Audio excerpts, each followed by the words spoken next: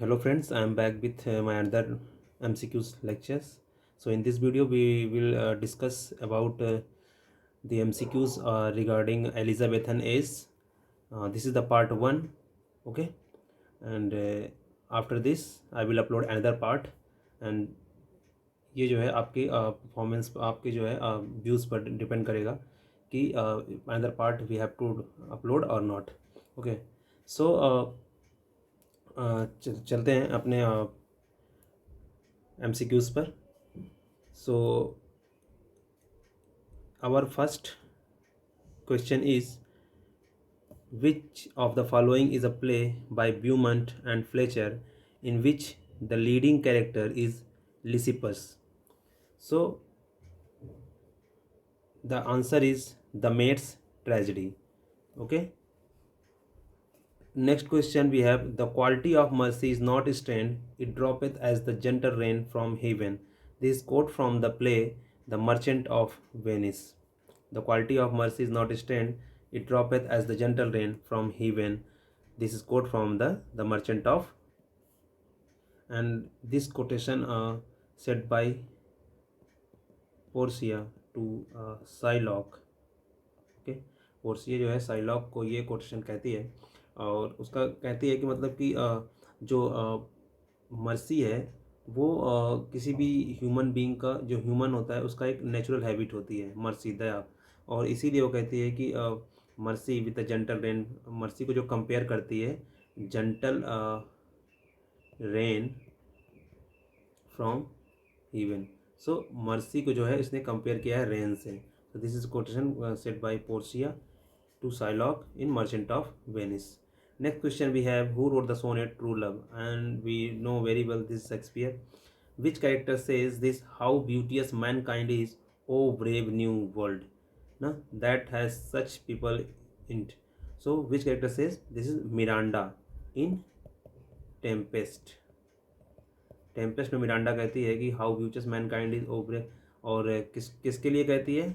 I think first time when he see saw the crew of humans ना, humans मतलब आपको पता है कि टेम्पेस्ट में जो है मिरांडा जो है वो केवल अपने प्रॉस्पेरो, अपने पिता प्रॉस्पेरो को और कैनिबल को ना, उसको देखी थी ना। लेकिन बाद में जब वो जो शिप वहाँ पे आता है, टकराता है, वहाँ पे बहुत सारे ह्यूमंस को देखती है, तो वो ये बोलती है कि how beautiful mankind is, O brave new world ना। तो वो जो है इसको देख के बोलती है, क्योंकि हमें पता है कि जो है टेम्पेस्ट में जो उसकी सेटिंग एक आइलैंड पर है, और वो आइलैंड पर अपने पिताजी के साथ, अपने फादर प्रॉस्पेरो के साथ होती है, और अचानक से उसका वो मतलब कि वहाँ पे केवल जो है कैनिबल को ना, इसको देखकर और अपने पिताजी को देखकर और एक एरियल को देखकर, उसने मैन कभी नहीं देखा था, जब उसने मैन को देखा तब वो ये कोटेशन बोलती है। ठीक है, और ये जो ब्रेव न्यू वर्ल्ड है, ये ब्रेव न्यू वर्ल्ड, ये ब्रेव न्यू वर्ल्ड जो है आल्डस हक्सले जो है इल्यूजन इल्यूजन इल्यूजन मतलब कि जो है इल्यूजन दिया है इसको, शेक्सपियर के वर्ड्स को, और उन्होंने जो है 1932 में एक इसी टाइटल से आइकॉनिक बुक लिखा है, उसका नाम है brave new world. Aldous Huxley ने यहीं से जो है यहीं से इसी कोट से जो है वो टाइटल अपनी बुक का लिया है। ठीक है, मूव करते हैं अपने नेक्स्ट क्वेश्चन पर। Which of Shakespeare's plays is performed at 9 PM on 23rd June every year? I think this question has already been discussed in our previous lectures, if you attend the previous lecture. So this is the A Midsummer Night's Dream. Okay, about whom did Crompton and Rickett says he found the drama crude and chaotic, he left it a great force in English literature? तो ये जो counter रिकेट ने कहा है, ये Marlowe के लिए कहा है उसने ना, कि मार्लो ने जो है ड्रामा क्रूड और केओटिक को पाया, left a great force in English literature ना।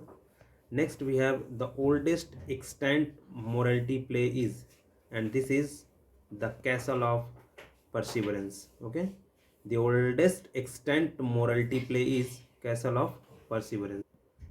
तो जो कैसल ऑफ परसिवरेंस है, ये अननोन आथर है इनके, और इसका जो मैन्यूस्क्रिप्ट है वो अभी जो है वाशिंगटन, जॉर्ज वाशिंगटन में जो है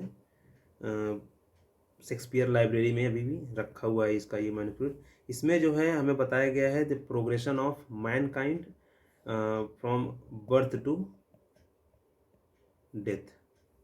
सो द कैसल ऑफ परसिवरेंस में ना मैनकाइंड के प्रोग्रेशन को बर्थ से डेथ कैसे होता है, उनका जो है इलस्ट्रेटिंग कैसे होता है, टेम्पटेशन कैसा होता है ना, कैसे वो जो है, और जो एक क्रिश्चियन साल्वेशन, ये भी इसने शो किया है। मूव करते हैं अपने नेक्स्ट क्वेश्चन पर।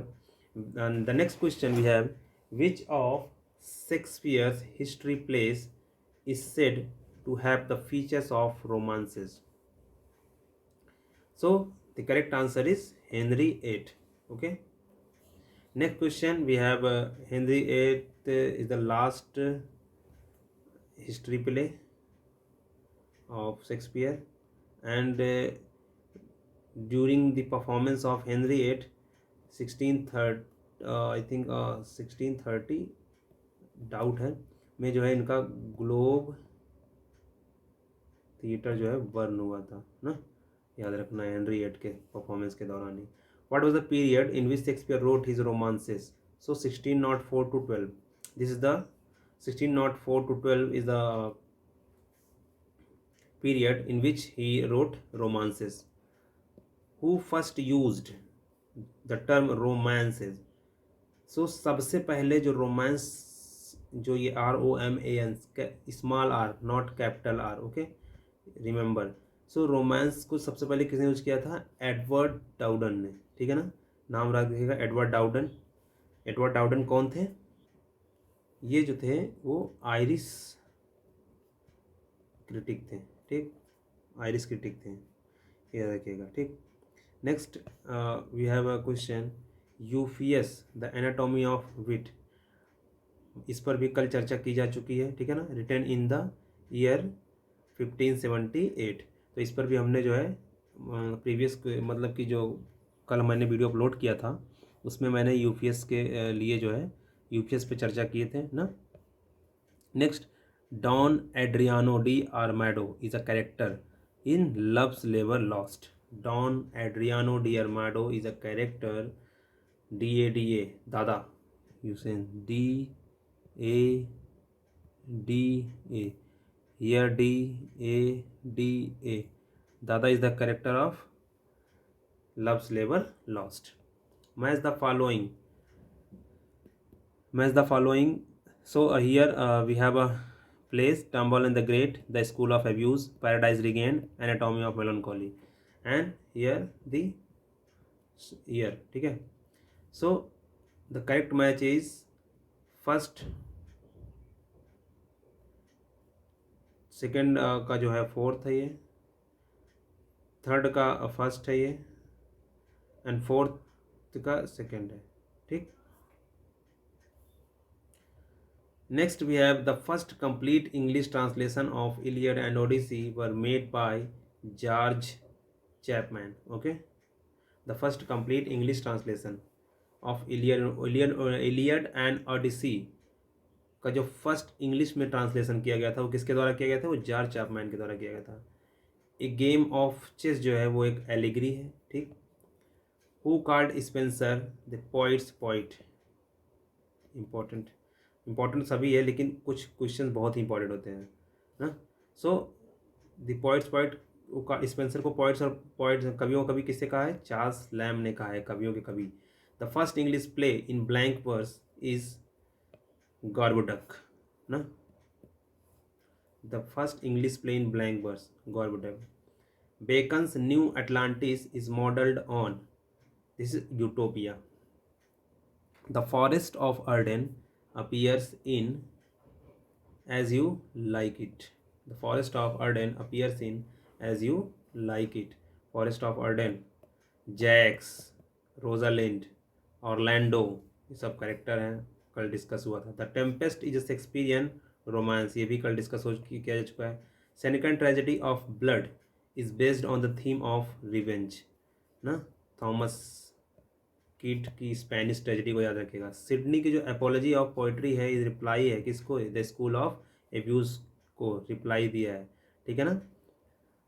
ग्लोरियाना in the Faerie Queene represents Queen Elizabeth. The Spanish Armada was defeated in 1453 not, वो था 1453 fall of Constantinople and 1588 the Spanish Armada. Okay, Everyman is an example of morality play. ठीक, तो morality play and दूसरी तरफ क्या था, मोरल. Morality play तो मोरल ही हो गया. मिरेकल प्ले, मिरेकल प्ले, इसको जो है पढ़ लीजिएगा. ठीक है, तो this is the all about Elizabethan age MCQs. Okay, तो ये सारे 25 क्वेश्चन थे हमारे जो है ना.